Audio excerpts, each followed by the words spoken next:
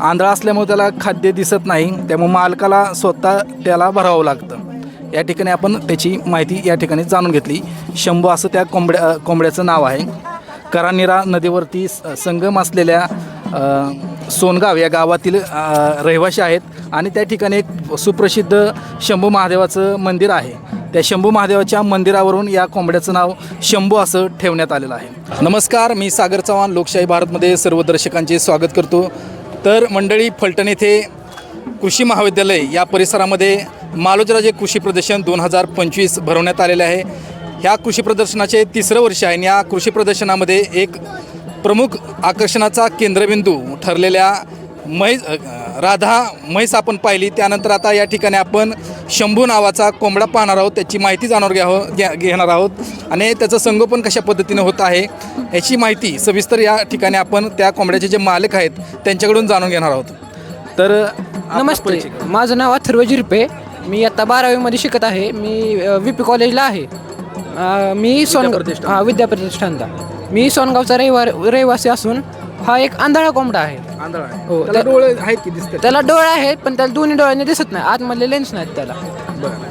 आणि अजून वैशिष्ट्य काय त्याला 8च्या ऐवजी 10 नखे आहेत त्याला. सामान्य कोंबड्यांना 8 नखे असतात, त्याला 10 नखे आहेत. आता त्याचं म्हणजे वयोमर्यादा किती आहे? आता ह्याचं वय म्हणजे आता 1 वर्ष आहे. 1 वर्षाचा 1 वर्षाचा 1 वर्षाचा आहे. देशी कोंबडा आहे? देशी कोंबडा, प्युअर देशी आहे. कुठे तुम्हाला मिळाला, कसं काय? हा घरच्या कोंबडीपासून घरच्या अंड्यातनं जन्मलेला कोंबडा आहे. आतापर्यंत कोणकोणत्या कृषी प्रदर्शनामध्ये सहभाग होता? हा पहिलंच प्रदर्शन आहे. पहिलेच कृषी पहिलेच. कसा प्रतिसाद भेटतो शेतकऱ्यांचा, नागरिकांचा? काय म्हणतात, काय लोक पाहिल्यानंतर काय म्हणतात? माणसांना नवल वाटत आहे बघून, म्हणजे माणसांना चांगला प्रतिसाद तो बाग देतो का? देतो, जसा सर्वसामान्य नॉर्मल कोंबड्यासारखं बाग. तर तुम्हाला त्याचं नाव आपण शंभू ठेवलेलं आहे. शंभू नाव का ठेवलं? म्हणजे आम्ही सोनगावचे रहिवासी असून सोनगाव म्हणजे एक निराकरा नदीचा संगम आहे. तिथं शंभू महादेवाचं मोठं मंदिर आहे, सोनेश्वर नावाचं. बरं. तर मग सोनगावात जन्मल्यामुळे माझं नाव शंभू ठेवलं. आणि ह्याला खायला असं हाताने चारावं लागतं. हाताने? तुम्ही हातावरती घेता? कसं? डिशमध्ये. कसं दाखवता का जरा?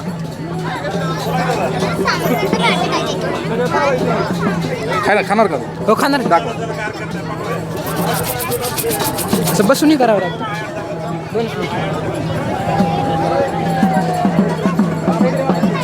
त्यांनी खाल्लेलं आहे त्यामुळे आता खातोय का नाही असं सांगता येत नाही. हा, त्या आवाजावरती ओळखतो का? हा, आवाज केला की तुला समजतं खाद्य खा. आता सध्या तो घाबरलेला आहे, म्हणजे गर्दी पाहून आवाज एवढा आवाजामुळे घाबरला. हा. 1 वर्षाचा कोंबडा? 1 वर्षाचा कोंबडा.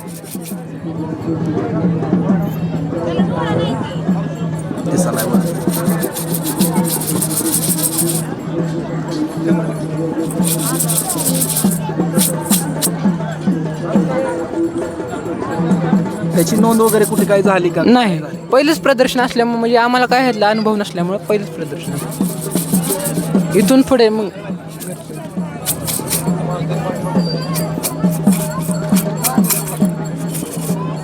खाल्ले. त्या ठिकाणी आपण पाहिलं तर एक कोंबडा आंधळा आहे आणि त्याचे मालक त्याला आवाजावरून त्याला खाद्य आहे अशी ओळख करून देतात आणि त्यानंतर तो कोंबडा ते खाद्य खातो.